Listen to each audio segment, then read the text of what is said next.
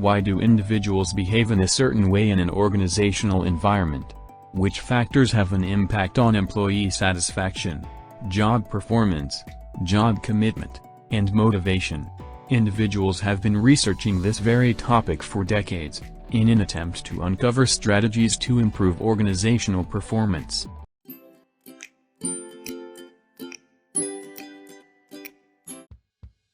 Employees play a very important role in organizational performance and success, therefore, it is important to understand employees' personality. Let's understand the concept of personality.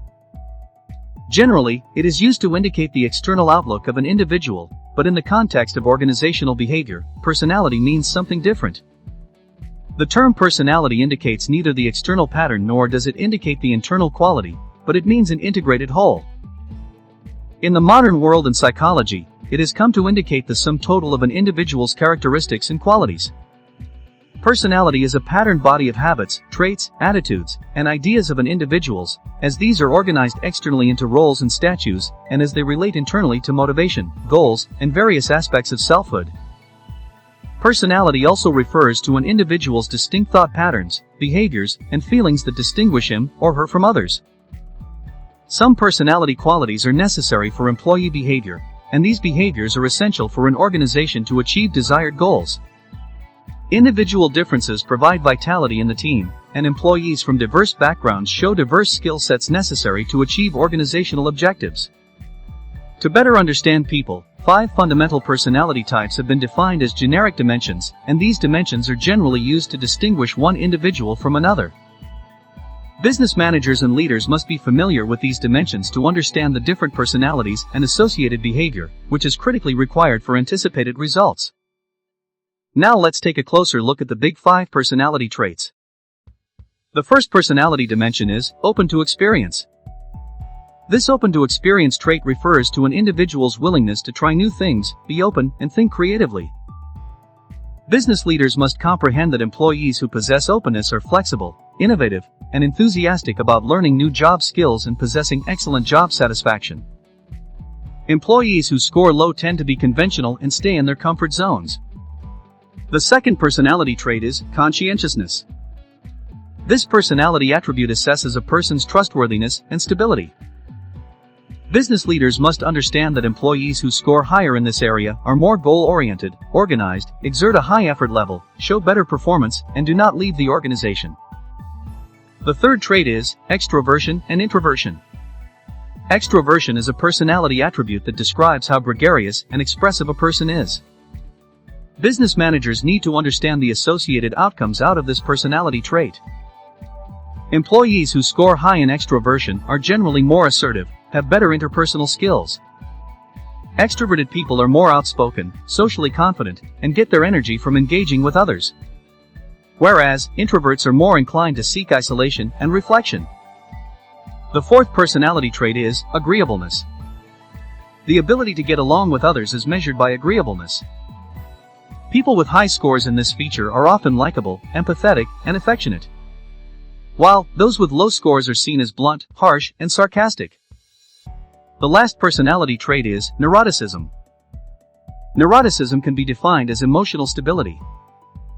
It assesses a person's ability to regulate negative emotions such as worry and sadness. A high score in this category implies that the employee is vulnerable to certain feelings and has low self-esteem. Those employees that have a low score are likely to be more confident and daring.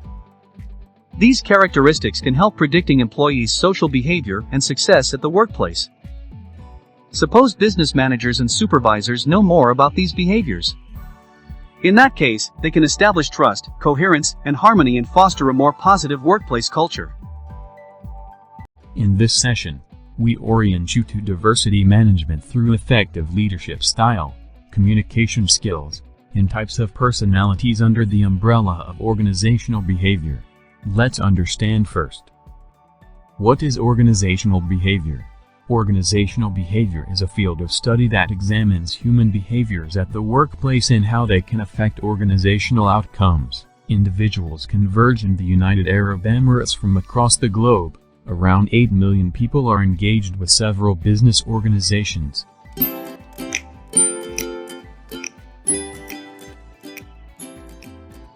Managing diversity at the workplace has become a more vital concern for business managers, leaders, and business owners to capitalize on the positive outcomes of diversity. One of the significant issues is high employee turnover and psychological withdrawal from their work, which causes low productivity and decreased profitability. Leadership skills must be demonstrated according to international standards. Therefore, having sophisticated business leaders through empowering their skills, styles, and approaches. Consequently, an outstanding level of creativity, novelty, productivity, and profitability can be achieved. What leadership styles, skills, behaviors, and qualities are required to become an effective leader in managing diversity? However, different leadership styles can be incorporated to obtain optimum outcomes of situations, such as transformational leadership, transactional leadership, and servant leadership, if employees perceive that they are being valued, respected, and treated fairly by their reporting managers. Consequently, their sense of belongingness increases. Sense of belongingness means that employees feel they are directly linked to the organization. Perception of belongingness enforces them to exert a significant level of effort to achieve higher productivity. What leaders and business managers must do to establish the perception of belongingness? The answer to this question is the inclusive leadership.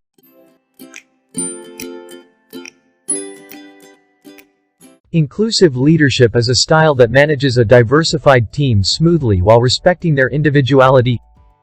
Discrimination, prejudice, and favoritism based on color, gender, and other protected characteristics are prohibited, and employees are appreciated for their contributions.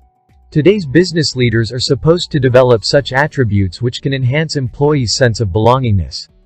There are three main attributes of inclusive leadership which each leader should possess. To build employees' sense of belongingness, business leaders must be available for their employees. Employees at the workplace must feel that their reporting managers are understandable, available, approachable for any support if required with no barriers. Thus, the availability of leaders will enhance the employee's level of satisfaction for perceived emotional support. By being understandable and approachable will certainly influence employees' perception of belongingness. Business leaders often listen rather than utilize their authority of being the primary speaker. Listening to his employees' needs, interests, concerns, and expectations to gain the employees' confidence and openness. Managers must listen to employees' personal and business matters without formal restrictions. Upon eliminating formal barriers between employees and reporting managers, they are intended to feel more valuable and respectful, while enhancing their enthusiasm for efficient performance. A sense of belongingness can be established when business managers are easily accessible without any delaying protocols for their employees in the dynamic environment. Suppose the business leaders remain available, easily accessible, and open to listening to their employees. In that case, employees will feel that they are respected, valued members of the organization.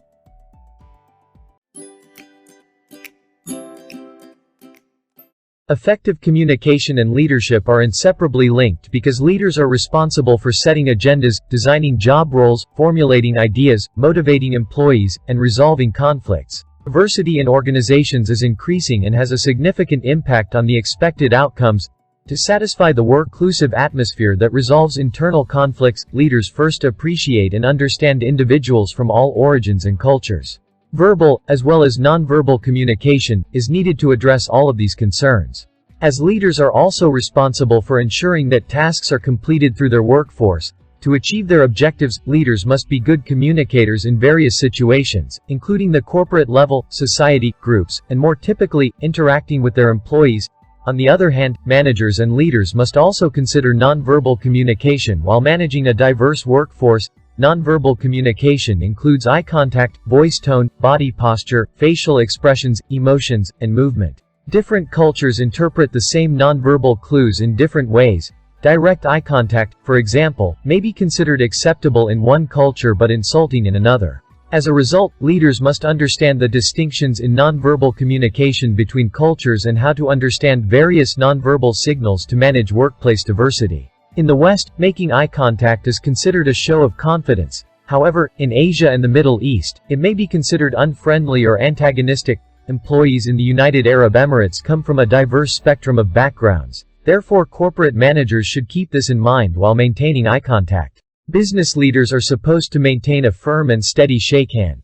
However, every manager and leader knows the meaning of firm handshakes as a sign of warm welcome but are considered unpleasant and aggressive in some nations and cultures. Hand gestures are a great way to reinforce communication, but different meanings vary from one culture to another. For example, pointing at someone else is an insult in most parts of the world, but it is often used simply as a reference in some places. Physical distance can be considered differently by employees from various backgrounds. However, it is suggested that the leaders and business managers not get close to 2 feet into someone's personal space. If it is not about personal closeness, many individuals find such close contact to be unsettling.